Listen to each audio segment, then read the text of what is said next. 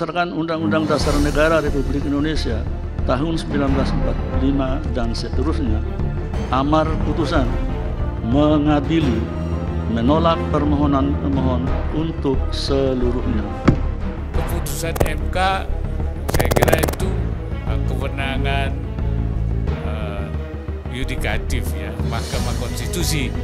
Artinya pemerintah tentu tidak dan akan menerima semua keputusan yang telah diputuskan oleh. Saya bingung dan benar-benar bingung untuk menentukan harus dari mana memulai pendapat berbeda ini.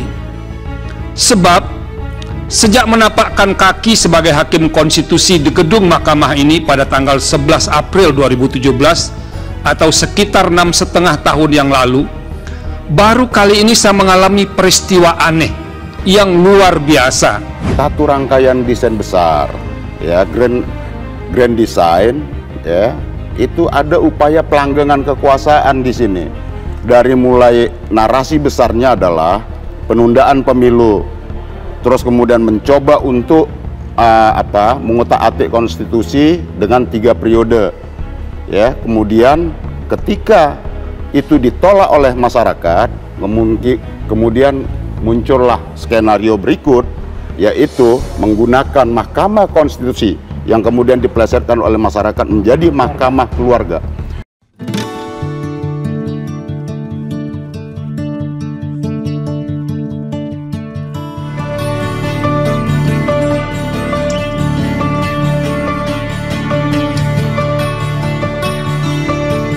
Bismillahirrahmanirrahim. Assalamualaikum warahmatullahi wabarakatuh. Waalaikumsalam warahmatullahi wabarakatuh. Agak terpanas. Saya dengan Edi Mulyadi dari FNN dan saya punya tamu tapi di tempat dia. Karena kita kolaborasi. Tamunya tapi di tempat Bang Ahmad Yani, Ketua Umum Partai Masyumi, pakar hukum tata negara. Apalagi nih?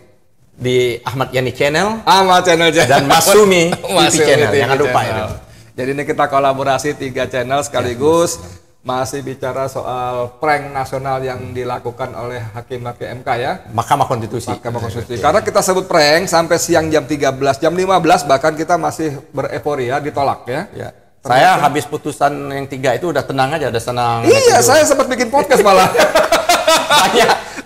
Bahkan Bang Yusril Iza Mahendra kan tidak terbukti bahwa Mahkamah Konstitusi Mahkamah Keluarga toh. Bahkan iya dia ngomong gitu, bikin podcast Jokowi yang akan jadi cawapresnya Prabowo ternyata jam setelah itu ya adalah. Tapi setelah sekalian penonton Bang Edi Channel, Ahmad Yani Channel, ada Masyumi TV dan satu lagi tadi apa? Bicara. Kita prihatin betul-betul, tapi kalau saksikan Bang Yani, saya pakai ini, kita tetap di tengah keprihatinan kemarahan kita, tetap kita prihatin adalah rasa solidaritas kita kepada bangsa Palestina ya. Yang dijajah, dinistakan, dibantai bahkan, mohon maaf luar biasa. Bang, ini gimana nih? Saya ingat beberapa hari lalu di atas, Bang Yani ini ada kalimat yang saya suka, dia mengatakan begini, kalau MK meloloskan Gibran dengan segala dalih ya, entah mengubah umur atau menambah frasa atau sedang atau pernah menjadi kepala daerah, maka itunya artinya MK sedang mengetes stok kesabaran dan kemarahan rakyat. Nah, ini konteksnya sekarang gimana nih? Ya, pada waktu yang beberapa hari yang lalu, Bang Edi ya, kita hampir lah, bukan hanya kita ya, hampir orang yang menggunakan sedikit saja akal sehat dan nuraninya tidak akan membayangkan keputusan Mahkamah Konstitusi yang ugal-ugalan seperti itu. Setuju. Dan kita memang disuguhkan kenikmatan yang luar biasa dari pagi sampai siang. Jam 13 dan 15. Kenikmatan yang luar biasa toh. Tapi kan ternyata yang inilah yang disembunyikan. Karena kita tahu ini kan gugatan 2 ini yang sebelumnya sudah dicabut ya, atas nasihat seorang hakim konstitusi, Saldi Isra. Seperti itu. Nah, tapi ternyata kita mendapatkan paparan apa yang terjadi sesungguhnya. Itu dipaparkan dengan cukup jelas di dalam legal dissenting opinion-nya Arif. Kalau Saldi kan dia hanya menyatakan terjadi inkonsistensi yang luar biasa. Ya, ada keanehan Keanehan yang luar biasa. Tidak pernah dia temukan. Jauh dari nalar. Ya kan, selama dia menjadi hakim konstitusi 6,5 tahun. dalam beberapa menit sekelibat. Sekelabatan itu kan berarti skip gitu kan. Sebenarnya disebut hitungan 2 hari saja. Kalau kayak itu saya ingat sekelabat itu kayak apa namanya? Mungkin hobi bukan Koping Hu. Wah, ya kan. Kalau buke siang lagi bergerak itu sekelabat ya kan. Pendekar Bolo S, Raja Wali Sakti udah kita sama lagi lah. Ini kan kayaknya seperti itu juga dong. Nah, jadi lebih yang menarik gini Bang Edi. Nggak, tunggu sebelum masuk ke jauh-jauh. Tadi ini gugatan itu kan udah dicabut. Lalu dimasukkan lagi. Itu yang membuat si Arief Hidayat menyatakan telah menodai marwah MK, ya kan?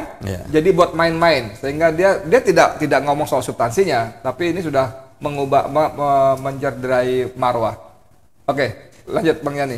Jadi gini, memang ini bisa juga masuk kategori kalau kita mau katakan Bang Edi, inilah yang dikategorikan contempt of court.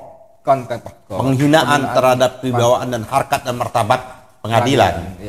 Ya, cuman masalah penghinaan harkat dan martabat pengadilan ini dilegitimasi oleh hakim konstitusi yang berjumlah 5 orang tersebut. Seperti itu. Ini kan kita kan terlena sesungguhnya karena di media sosial menyatakan gugatan ini sudah dicabut. Iya, sudah dicabut. Ya kan? Dan akhirnya kita menyatakan tinggal 4 gugatan lagi. Dari 7 ya? Dari 7 itu 4 gugatan itu gugatannya PSI, ya, gugatannya Garuda, gugatan wali kota yang ada di Sumatera Barat, Bukit Tinggi dan Lampung Selatan. Nah, tak kalah pagi rally pembacaan seperti itu, saya lihat argumentasi yang dibangun oleh hakim konstitusi itu sudah sesuai dengan konstitusi, karena dia menitik beratkan betul dengan argumentasi apapun, dengan fakta-fakta sosiologis yang ingin disuguhkan itu. Tapi ini sesungguhnya ranahnya, kewenangannya pembuat undang-undang. Jadi saya kemukakan yang seperti ini. Nah, kalau kita lihat runut ini, ada 2 pokok persoalan besar yang terjadi di Mahkamah Konstitusi. Yang pertama kita bisa lihat apa yang dikemukakan oleh Arief. Ya kan, Arief itu kan mengemukakan peristiwa sesungguhnya yang terjadi di balik yang kita nggak tahu seperti itu. Apa yang tidak dibalik yang tidak tahu? Pada perkara-perkara yang lain, si Anwar Usman ini boleh nggak kita nyebut si? Boleh ya? Boleh. Si itu kan apa maksud si itu? Saya takutnya nanti nggak apa-apa. Nanti di show lagi kena pasal lagi. Nggak apa-apa. Tenang aja, lanjut. Si itu menunjukkan seseorang. Kan? Itu kita tidak menghina kan? Ada juga si Kancil ada juga. Si Kancil apa pada waktu anak kecil muncul. Canda mulu nih. Jadi Bang Edi, apa yang dikemukakan oleh Arief itu cukup menggetarkan kita bahwa ada sesungguhnya apa yang terjadi. Jadi memang ini memang apa yang dikemukakan oleh Bang Rizal Ramli, Mahkamah Keluarga itu terbukti. Iya, Mahkamah abal-abal, Mahkamah nepotisme, makanya begitu Jokowi tumbang kita bubarkan. Mahkamah konco-konco, Mahkamah kalkulator. Nah, apa yang suka mengkonfirmasi itu? Karena pada sidang sebelumnya, pada rapat permusyawaratan sebelumnya itu, pada waktu ditanya, pada waktu itu tidak hadir kan si Usman, Anwar Usman ini, saya selalu sih, Anwar Usman, ya hakim yang mulia itu tidak hadir dan dia mengkonfirmasi ketidakhadirannya, ya kan ke wakil ketua, dia tidak mungkin hadir karena akan terjadi konflik of interest. Karena yang bakal ditenggarai itu apa itu? Kepentingan ponakannya. Nah, jadi memang menarik sebentar. Memang menarik kata penjelasan Saldi Isra dalam potongan dissenting opinionnya yang beredar ya di grup-grup percakapan, terutama juga di Twitter. Saldi Isra mengatakan pada perkara yang itu dari 9 hakim, 8 hadir kecuali Anwar Usman. Si tadi ya. Perkara 29 dia tidak hadir perkara 51, 55. Ketika mengadili perkara yang diajukan si Almas itu, yang menambahkan frase atau sedang atau pernah menjabat itu, kemudian sekelebatan tadi berubah. Dan dia hadir. Dia hadir. Ya, Dan kan dia mempengaruhi dengan hadir. alasannya kayak gini, seperti itu ada yang berbohong. Begini loh, ada yang berbohong loh. Kenapa dia berbohong? Argumentasinya si Anwar Usman pada waktu itu saya tidak pernah menyatakan bahwa ada konflik interest.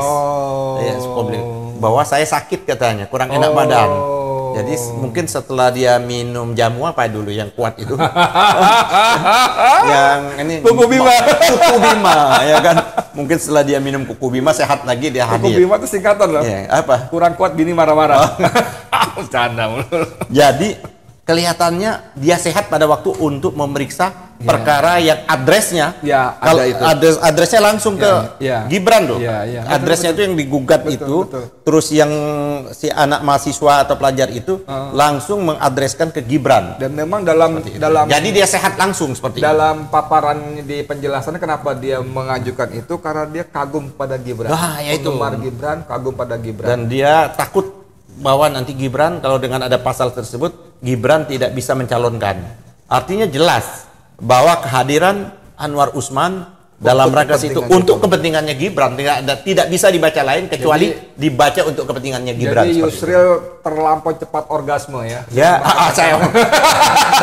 saya nggak mau menggunakan bahasa itu. Saya ini ketua umum Masumin. Iya.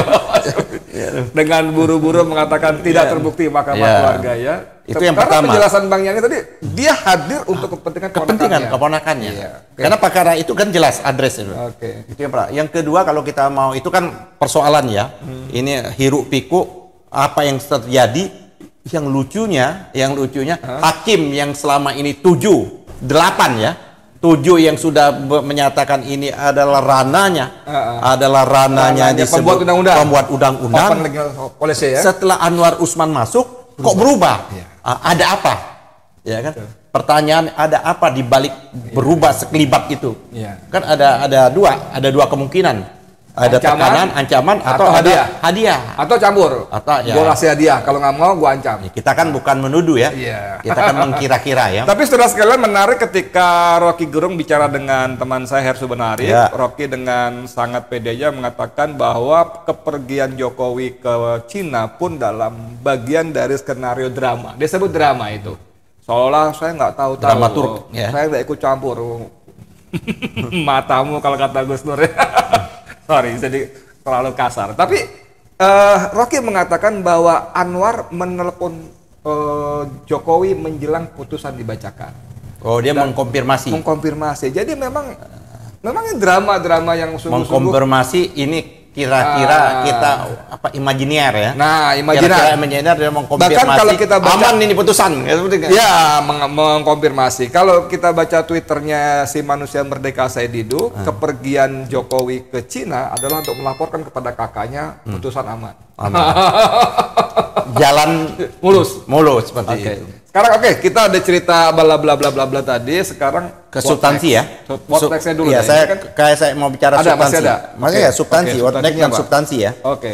Yang pertama yang harus kita persoalkan betul menurut saya ini menjadi catatan betul bahwa legal standing ini kok bisa diakui. Betul, itu penting. Pada waktu yang Betul. sama, Betul. kasus yang berbeda, Betul. legal standing yang namanya anggota DPD, Iya. saya mewakili 10 anggota DPD plus ketua DPD, legal standingnya Gatot Nurmantio Iya. dianggap tidak punya legal standing pada waktu menggugat presidential threshold. Jadi Ini PT ini bagaimana digugat oleh ini banyak orang tidak punya kepentingan? Ini kan anak ini nggak punya kepentingan. Umurnya pun belum mencukupi, kalaupun untuk 35, dan dia juga tidak digadang-gadang untuk menjadi cawapres seperti itu.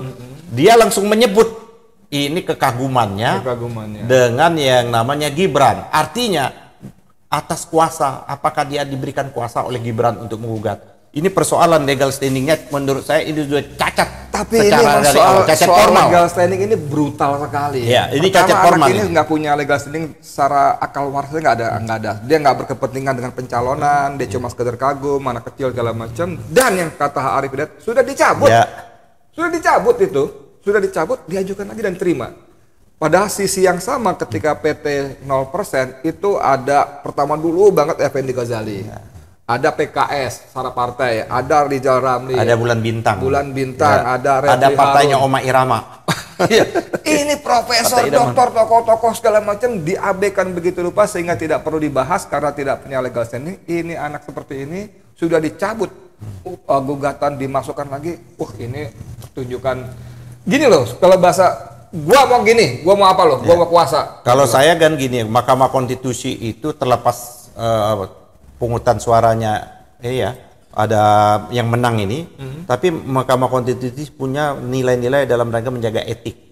Saya kira perlu kita Mahkamah Konstitusi untuk dibentuk Dewan Etik. Dewan Etik ini. Enggak. Jadi kalau enggak gimana? Bubarin. Oh ya, saya setuju kalau itu bubarin. Dewan Etik bubarin.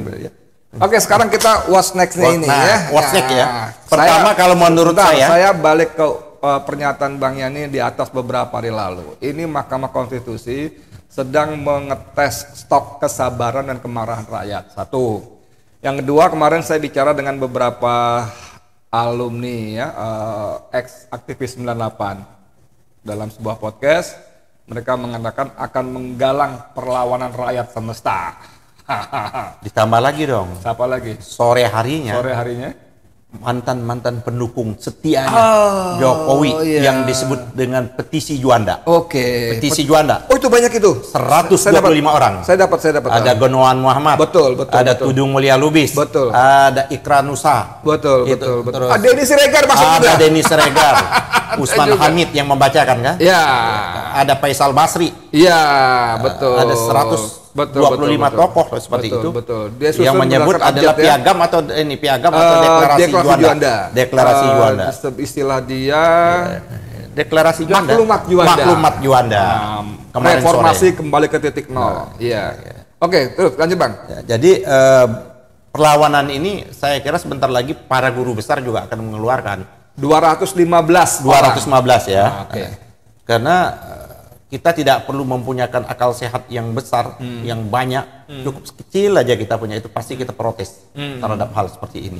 Tapi Bang Yani, dari pengalaman yang sudah mau petisi, mosi tidak percaya, sekarang maklumat, bahkan aksi-aksi jalanan pun, mohon maaf ya, nggak ngaruh. Orang-orang ini emang gue pikirin, lu mau demo sampai malam, gue mau lebih suka jalan-jalan sama artis ke naik LRT.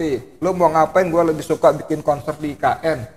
Gimana, nggak ngaruh ini gimana? Ada gini Bang Edi, kalau menurut saya keputusan ini belum bisa dilaksanakan. Oh gitu ya? Iya. Kenapa dia belum bisa dilaksanakan? KPU tidak bisa serta-merta merespon akan melaksanakan. Karena ini adalah keputusan Mahkamah Konstitusi hanya menambah menambah norma baru. Yang norma baru itu harus diundangkan dalam bentuk undang-undang. Ya kan? Oleh karenanya keputusan ini harus segera ditindaklanjuti oleh DPR. Persoalannya DPR kan lagi reses. Dan waktu tinggal pendaftaran? Pendaftaran kan tinggal batas waktunya mulai hari Kamis 18. tanggal 19 sampai 25. Cuma sepekan ya? Pekan. Mungkin nggak bikin? Ya orang reses kan nggak mungkin masuk. Reses itu kan sudah terjadwal. Ya. Satu. Atau bisa jalan keluarnya Pak Jokowi dong, jangan tanggung. Jangan tanggung-tanggung. Buat perpu. Ada untuk memfasilitasi. Al-ihwal kegentingan sangat memaksa dong. Kan kita kasih jalannya. Ini ponakan anak gua harus jadi wapres. Jadi kita bikin perpu kegentingan memaksa. Kegentingan memaksa. Jadi kalau tidak ini cacat formil. Jadi prosedural. Ketika Saldi Isra menyatakan pendapatnya pun dia mengatakan bahwa apakah ini langsung berlaku atau tunggu 2029. Nah, Saldi Isra pun mengatakan begitu. Ya, ini bisa berlaku kalau dia sudah menjadi norma. Ya, norma itu dua cara. Bentuknya melalui legislative review atau melalui perpu. Sepanjang itu tidak dilakukan maka itu tidak bisa diserta-mertakan. Jadi saya ingin mengajak debat, menantang debat. Siapapun lah hukum ahli tata negara yang menyatakan ini bisa berlaku seketika. Terlalu banyak kita menginjak-injak konstitusi. Seharusnya dinormalisasikan kembali dalam bentuk seperti itu. Katakanlah begitu, yes, secara hukum tata negara. Saya yang takutnya bukan yes-nya Pak Edi. Takutnya ini gunjang-ganjing yang lama. Lalu nggak terjadi digodok, ya kan? Karena belum siap. Batas waktu yang belum siap ditunda. Mengeluarkan perpu juga. Perpu penundaan pemilu. Jadi hidden agenda. Jangan lupa perpanjangan, ya kan? 3 periode perpanjangan atau penundaan itu masih hidup dia, bukan 3 periode perpanjangan jabatan 3 tahun atau penundaan pemilu. Oke, balik ke soal tadi yang tadi bahwa secara hukum tata negara tidak bisa segera dieksekusi. Saya menyatakan tidak bisa. Kenapa? Karena secara mandat Undang-Undang Dasar MK bukan pembentuk norma. Nah, tapi saya ingin merujuk kalimatnya Pak Amin Rais. Pak Amin Rais itu mengatakan rakyat itu bingung melihat para tokoh bangsa, tokoh nasional yang masih halusinasi seolah-olah para tokoh itu berpendapat seolah-olah Indonesia itu masih negara hukum. Negara hukum, pasal, perundangan, padahal prakteknya penguasa bolak-balik nabrak hukum, nabrak perundangan semau-maunya dia. Jadi halu ini. Nah, yang tadi kan bagus betul, tapi kalau yang kuasa gua mau jalan mau apa lo? Suka-suka lu lah ya. Suka-suka gua. Suka-suka gue. Gitu gimana? Tapi itu bisa juga isyarat, jangan lupa lo. Kalau sudah kekuasaan yang begitu memuncak, tidak tampak dikontrol lagi, itu akhir perjalanan kekuasaan itu sudah mendekati. Oh, itu sakaratul maut. Itu ngeri kali itu. Ya, Bang kan? Abdullah Yahmawa pernah ngomong begitu itu dalam konteks Musa dan Firaun itu. Seluruh peradaban lah, seluruh peradaban. Hitler begitu kuasa terlalu Hitler tumbang kan? Iya kan? Iya. Ya kan Bung Karno terlalu tumbang. Dan Firaun pada puncak kesombongannya dia mengejar sendiri kan dia bisa nyuruh pasukannya doang kan? Dia, karena merasa sangat pede mengejar langsung puncak kesombongannya. Nah, saya kira ini jangan-jangan itu ya Allah memberikan jalan untuk terjadi perubahan yang revolusioner yang terjadi di Republik ini, karena memang kelihatannya carut marut ini agak susah diperbaiki secara mendasar tanpa perubahan yang mendasar seperti itu. Oke, Bang Yani, di ujung cerita coba Bang Yani kasih closing statement untuk kita semua rakyat Indonesia. Udahlah, kalau pada pemerintah suka-suka lu lah, tapi buat rakyat Indonesia apa closing statementnya? Saya kira rakyat tidak bisa diam. Tidak bisa diam. Sebab diamnya kita berarti kita membiarkan terjadi kezoliman, ketidakadilan, semuanya yang tidak baik itu. Ketidakadilan. Terutama pendukungnya capres ini, termasuk pendukungnya Ganjar loh. Pendukung Ganjar termasuk pendukungnya Anies. Oh ya, sebagai pendukung Anies gimana nih kira-kira nih? Coba. Saya mendukung Anies, saya kira kita nggak bisa tinggal diam kan? Ya kan? Ini kan artinya ada cawi-cawi itu terbukti, cawi-cawi itu terbukti. Oleh karena itu mari kita rame-rame untuk mengunjuk rasa. Unjuk rasa itu mengekspresikan perasaan kita yang kecewa, perasaan kita yang marah dan lain sebagainya itu. Kita tunggu saja seperti itu. BEM SI Kerakyatan itu sudah bikin statement tanggal 20 rakyat Indonesia diminta ikut berpartisipasi. Jadi keputusan ini keputusan yang paling memalukan. Menurut saya alangkah baiknya 4 orang hakim itu, saya kira menunjukkan moral mereka tidak terima. Ada baiknya mungkin Salih Isra dan kawan-kawan mundur. Wah, gitu kan. Top. Kita tunggu, ya kan. Top. 4 orang itu. Top. Saldi, Wahidudin memang mau pensiun. Iya. Saldi, Wahidudin, Arif Hidayat, siapa satu lagi itu? Ini kalau nggak salah. Ada Hartoyo. Ya, yang sejak awal dia menyatakan bahwa perkara ini tidak layak seperti itu. Ya. Kita tunggu mereka untuk tindak lanjutnya. Atau sebaliknya, orang yang merusak MK, merusak harkat dan martabat MK, tendang keluar. Siapa yang tendang masalahnya? Oke, saudara sekalian, demikian obrolan dengan Ketua Umum Masyumi yang menggelora, partai sebelah ya, menggebu-gebu, dan saya kira banyak pelajaran yang disampaikan oleh seorang Ahmad Yani yang juga pakar hukum tata negara. Bagus sekali, cuman lagi-lagi saya mengutip Pak Amin Rais bahwa tokoh-tokoh semacam Bang Yani ini kan suka masih halusinasi seolah-olah Indonesia ini penguasanya ikut aturan dan hukum. Tapi ajakan terakhir bagus sekali, mari kita sama-sama menolak dengan mengunjuk rasa. Bagaimana teknis bentuknya segala macam, nanti kita konsultasi sama ketua majelis syuronya. Alhamdulillah, untung orang yang nggak ada di sini. Oke, saya Edi Mulyadi untuk FNN untuk Indonesia Lebih Baik. Assalamualaikum warahmatullahi wabarakatuh. Waalaikumsalam warahmatullahi wabarakatuh.